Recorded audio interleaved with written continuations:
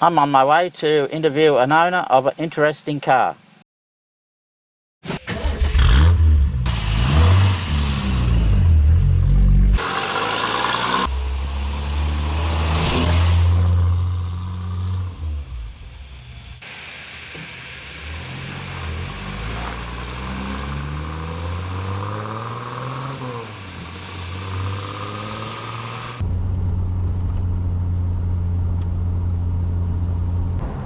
I'm just on my way to the Newcastle All British Day, where I'll be interviewing Peter about his Oxford racing car.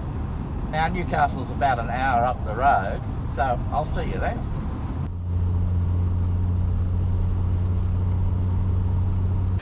I'm here talking to Peter about this wonderful car.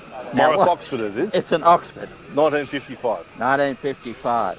Now before we actually talk about the car, what made you go, I want a motorsport and Oxford? I've always been on the fringe of motorsport.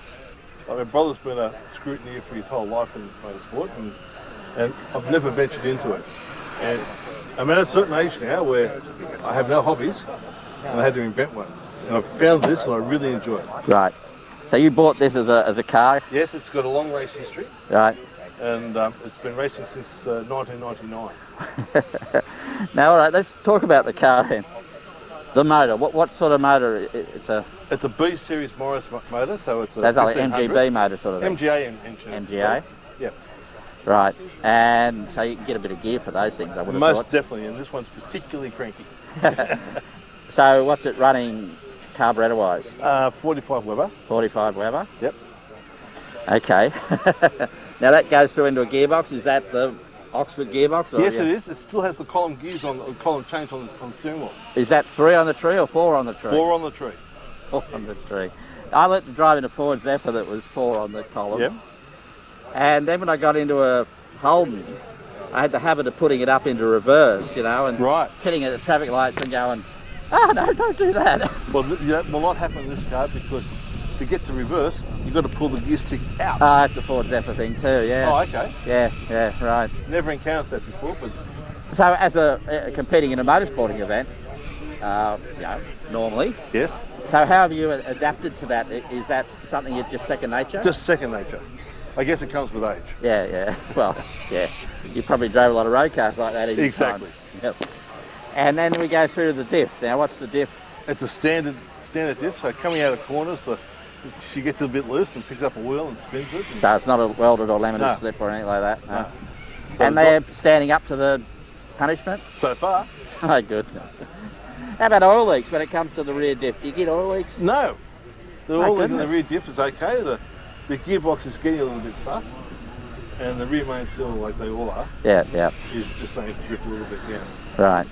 So And how about spare parts? Like, I know I've got Triumphs and you can get anything you want for a Triumph out of England in a week and a day. much the same as this, Right. just a little bit harder, but not much. Yeah. So it's all Is that fair. remanufactured stuff or? Well, it's all basically MGA stuff. So, Oh, okay. so Yeah. it's no big deal. So the suspension, what is it, a lever arm shock absorber arrangement or? No, it's not. It's torsion bar at the front, Oh, like a Porsche. Oh, okay, like a Marina, Leyland Marina. Yeah. So that's why it's easy to lower it down the front and lay the wheels out. Yeah. You just turn the torsion bar around. Yeah. Does that soften it up though? No. No, it doesn't. No, it's got very little suspension. Right.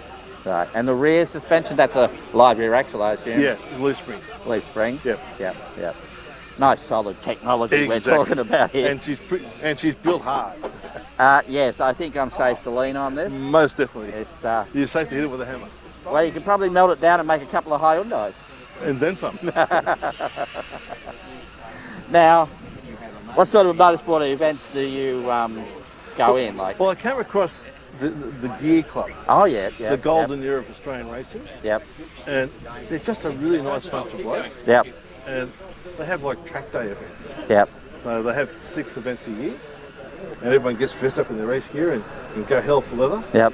and we have a really, really good time. Well, what's that? Pheasant Wood Used to be Wakefield Park as well. Wakefield's about to be reopened. Reopened. In fact, we're having a big luncheon down there next weekend Right. to celebrate the 25th year of the club. Yep. And they thought I'd be ready for a track walk, Yep. but they're laying the tar on the next day. So, Oh, okay. so it's not far from reopening. Yep. Yep. And we've had a go at Eastern Creek, the Right. short circuits there, the southern and northern tracks. Eastern Creek to me is a marvellous venue. It's nice and handy for us. Well, there's nothing to hit as far as I'm concerned. It's Yeah. all a long way away. Yeah. It's safe. And fingers crossed, Yep. in the fullness of time, we'll have a couple of tracks out here in Newcastle. Well, you never know your luck. There's With two the- venues possibly on the go. Circuit Italia and what's the other one called? Oh, don't know. I've only just heard of Black it. Rock. Yep. Black Rock. Yeah, out at Toronto. What about hill climbs? Have you hill climbed it at all? or- Not at all. Right. I'm not a big fan of hill climbs. It's a Right. bit hard on the poor old car. Yeah. So Yeah.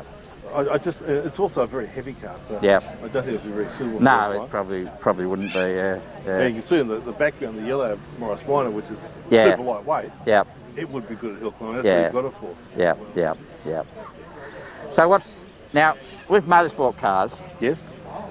Because you have such a connection with them via adventures in Yeah. motorsport, you can get attached to them. Now some people treat them as a piece of machinery that they want to race and then when they get something else. Or are you someone that gets attached and says, well, this will be at my funeral? I do not get attached to cars. Right, so this will be... I've had a lot of cars. Now if someone comes along with a bag of money, you'll go, oh yeah, no worries. Sure. But no, I've had a lot of cars, and I'm more into having them all rather than just having one. So yes, there's already plans for another one. Right. So always on the scout. And what did actually, because it's very old, Yeah. so you could have easily probably got something a bit more modern. What was the attraction to the old, without insulting here, is this because of your age, so you tend to go for what's No, old? not at all. Even in my 20s, I had TR3s and Austin Healey's, Right. and I've always been attracted to the historic cars and historic racing. So, I think but it's the adventure of it. a WRX with all its computers and no interest modern to me view. whatsoever, Yep. because I think there's magnificent men in their flying machines type of thing, Yep. and terminal speed is not an attraction to me at all. No. And just hanging on tight around the corners is Yeah. more the adventure as far as I'm concerned. Modern cars are wonderful. The problem I have with them is I don't understand how they work. Nor do I. And consequently, something like this, you know everything. Well, And we grew up with them, so we do know. There's no marvellous electronics that are going to cause you headaches. No. You will track down what's wrong with it. at some Exactly. point, It's either got fuel or it's got a spark. yeah. Exactly. It's going to have one or the other and it'll make it go. Yep. Yeah. And now, what are the brakes on this? Are they drum brakes all round? All round four-wheel drum. Right.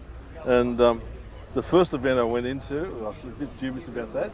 So I was braking at the 150 metre mark. By the end of the day, I was braking at the 40 metre mark and digging in hard. So how many laps do you do in like a typical gear event then at Wakefield Park, say? Say 6 to 10. And the brakes are fine throughout that Yeah. event? My goodness. I can't say that about my Triumph TR7, mind you. Well, I spent a lot of money on the brakes, so, Right. they are new. It's cooling, I would have thought, would be a problem.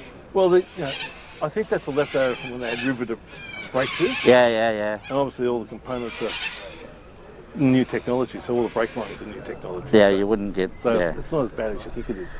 Yeah, that's true. There'd be no asbestos in these ones, would No, there? there's no asbestos on these ones. So, but the damage is already done for us in relation to And we that. survived some magically way. Yeah, well, something will get us at some point, you know. Well, thanks very much for that little chat about Pleasure. this wonderful, wonderful old car. But if anyone's looking at getting into historic racing, I would strongly recommend looking at the Gear Club, the golden era of Australian racing. Yep. It's a lot of fun. I've heard it has. Yeah. Well, I'm Quack McMullard. Bye for now. And thank you for today.